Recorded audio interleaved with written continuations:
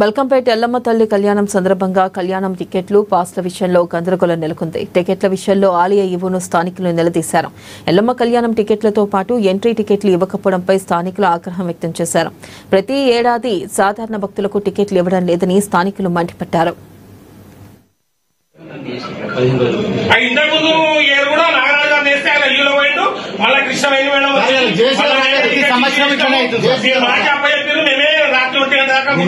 మేమే ఇచ్చినాం ఇడ మీకు కూడా తెలియదు సార్, ఏమనుకోవద్దు.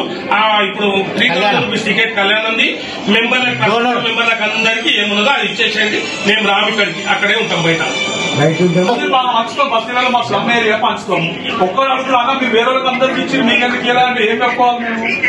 మేము 3 సార్లు చచ్చిపోరు, 3 సార్లు చచ్చిపోవడం మేము మన ఆయన ఒక్క పాస్